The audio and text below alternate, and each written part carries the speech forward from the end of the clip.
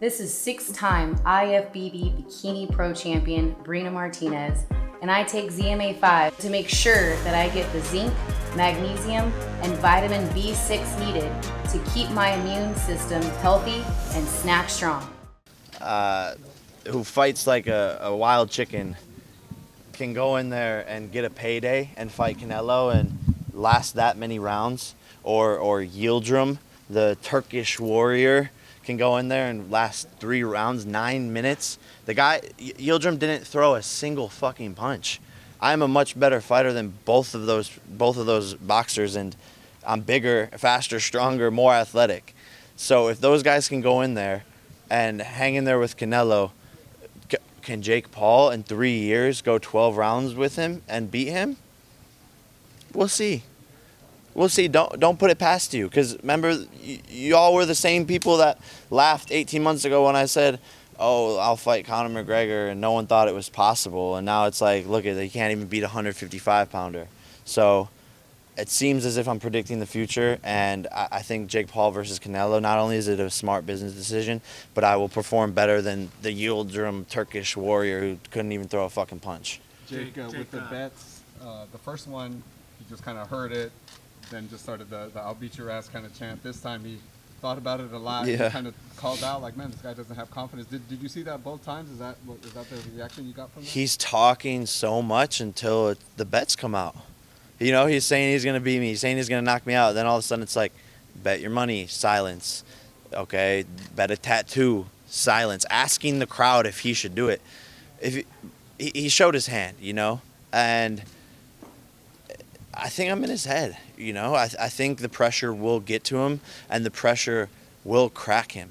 This is the biggest fight of his life, and there's hundreds and hundreds of MMA fighters who are counting on him to knock me out, and I don't think he's ever dealt with pressure like that before. Randy Couture came out, Hall of Fame UFC fighter, and he was saying, he was like, man, if it has to be Jake Paul, the one that makes the noise about the money and the pay scale, then so be it. You know, he's kind of the guy to hold the mantle. How important is that to you to really better the pay for these guys? It's very important. You know, Goldman Sachs just came out with a study that UFC fighters get 10% of their earnings that the whole UFC gets. You know, other leagues like the NBA, the NFL, they get 50%. Fighters are putting their life on the line. Chris Weidman's snapping his shin in half. Fighters deserve more, and look, a lot of people are scared of Dana White. I don't give a shit. He's out there, I said it 10 seconds ago, he's out there bragging about winning $7 million on blackjack while his fighters are starting GoFundMe pages. So something needs to change. The fighters are the content. The fighters are the ones that are making the show, and I think the fighters just deserve more. How do you like in Puerto Rico, man? Puerto Rico is the best place on earth. There have been, I've heard people say Jake Paul's got this message about fighter pay, but maybe you're not the right person. You're the wrong person with the right message. What would you say to people who think that you're not exactly the right spokesman to be speaking for UFC fighters? I'm not a spokesman. Like, I'm not trying to be. But who else is? Like, when has anyone ever talked about fighter pay and made it this big of a point? So I guess I'm that person now. But it's just something I'm passionate about. Like, I'm not trying to be a hero or anything like that. But, like, if something doesn't make sense to me, I'm going to call it out.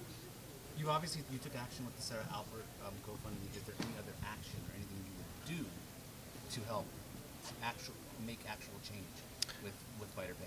I think it's just talking about it and making it a point and giving other fighters and challenging other fighters to talk about it as well. And also, you know, things like this, like big movements like that, don't happen or don't change overnight. It's going to take years and years of consistency to actually see a difference. But if something wants to change, you have to start now and just attack it one by one. Thank you so much for watching this video, and make sure to subscribe for more videos of your favorite fighters over here on Fight Up TV, and give us a follow online as well at Fight Up TV on Twitter and on Instagram. We appreciate it, guys.